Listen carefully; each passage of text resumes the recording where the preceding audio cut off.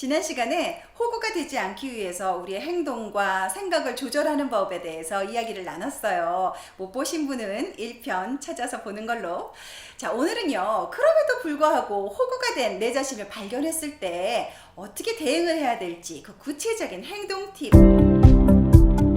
마음 상하지 않고 또 호구가 되지 않기 위해서는요. 첫 번째, 간결하지만 단호하게 거절할 줄 알아야 합니다. 상대방이 나한테 이런저런 아주 무례한 요구를 해올 때 적절하게 거절하지 못하고 상대방에게 이끌려 다니다 보면 결국은 몸은 피곤하고 또 마음은 또 호구됐네, 기분 나빠지게 마련이죠. 영어에도요 이런 표현이 있어요. They treat me like a doormat.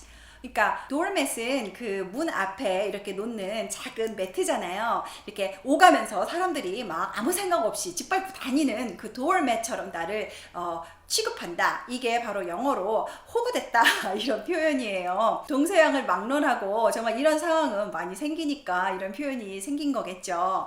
자, 이럴 때요 사람들이 나를 이렇게 막 짓밟게 하지 않기 위해서는 적절히 거절하는 방법을 배워야 하는데요. 이 거절에도 기술이 있습니다. 우리는 일단 상대방의 요구를 거절할 때는 좀 미안한 마음이 들어서 이런저런 이렇게 변명 내지는 설명을 하게 됩니다. 이런 설명이 너무 길어지면 정말 변명 같아지고요. 또 얘기하다 보면 또 안 좋은 표정이 나올 수도 있습니다.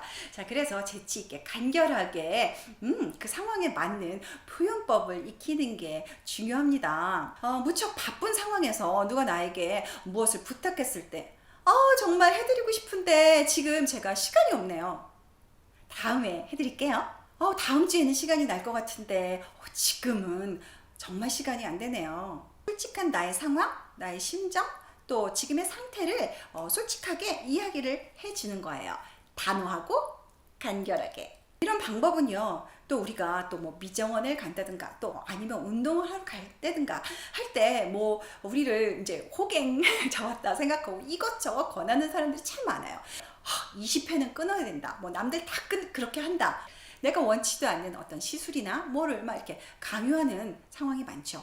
호갱이 되지 않기 위해서는 이럴 때 내가 원하는 것만 딱 골라서 이야기를 할 줄 알면 됩니다. 짧고 간결하게, 하지만 단호하게. 한 번은 제가 어느 미정원에 가서 염색을 하러 간 거예요. 그런데 이제 저한테 저거 시술을 너무나 많이 권하는 거예요. 거기서 이제 진통제를 먹는 모습을 봐놓고도 저한테 40분이나 더 걸리는 어떤 시술을 막 이렇게 하라고 하는데 제가 거절을 못하고 너무 몸이 아프고 피곤했지만 그걸 받고 앉아 있었다는 거 아니니까. 나중에 알고 보니까 그렇게 내 머리에 좋지도 않은 시술이었더라고요. 그런 것들을 이렇게 권해서 정말 내가 확실히 호갱이 됐구나 라고 느끼고 기분이 안 좋았던 적이 있습니다.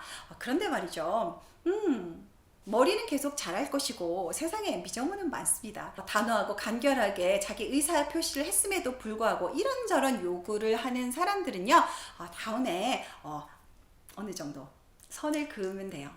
그래서 사실은 호구 잡힐 수 있어요. 한두 번 잡힐 수 있단 말이죠. 하지만 긴 안목에서 봤을 때 상대가 나에게 정말 나를 위한 서비스를 권하지 않거나 또 나의 입장을 고려하지 않고 어떤 무리한 요구를 한다면요. 그 관계는 성공적일 수가 없어요. 그 사람도 손해라는 거죠. 두 번째, 나의 입장과 상황을 이야기할 때 감정을 배제하고 이야기를 하셔야 합니다. 정말 이 감정 없이 이야기하는 훈련 정말 내 자신을 위해서 좋습니다. 뭔가 거절을 할 때 얼굴에 싫은 기색, 또 호구 잡혔다, 나를 무시하나, 이런 다양한 감정들이 다 나타나거든요. 상대방과 얼굴과 얼굴을 보고 이야기할 때요, 우리 말의 내용은 한 7% 영향을 줍니다. 그래, 이렇게 얘기해도 이미 얼굴 표정에는 다 나타나 있습니다. 더 강력한 메시지가 전달이 된다는 거죠.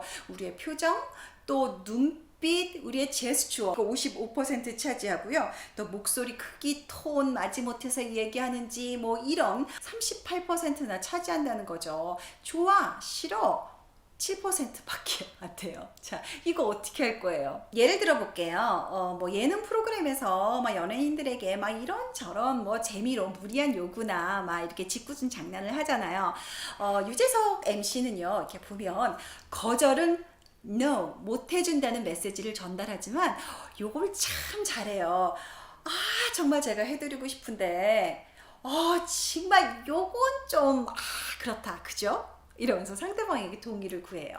메시지 내용은 못 해준다는 거예요. no예요. 하지만 정말 웃는 얼굴로, 정말 해주고 싶어서 미안한 얼굴로, 이렇게 진심을 담아서 이야기를 한다는 거죠. 그런데 만약에 어떻게 나한테 저런 이야기를 하지? 어떻게 나를 무시하고, 날 호구로 보나? 뭐 이런 불쾌한 감정이 있다면 그런 표정 절대 나오지 않습니다. 자, 그러니까요, 우리가 먼저 할 수 있는 훈련은요, 거절의 메시지를 전달하지만 얼굴은 중립적으로 아니면 불쾌하지 않은 표정으로 정말 해주고 싶은 의사가 있는 것처럼 우리가 또 거절을 할 수가 있습니다. 그래서 제일 하수는요, 얼굴 표정에 싫은 표정 다 들켜서 인심도 나지 않고 또 호구됐다고 기분까지 나빠지는 거, 이거는 정말 이건 정말 마이너스입니다. 요건 절대 피하셔야 돼요.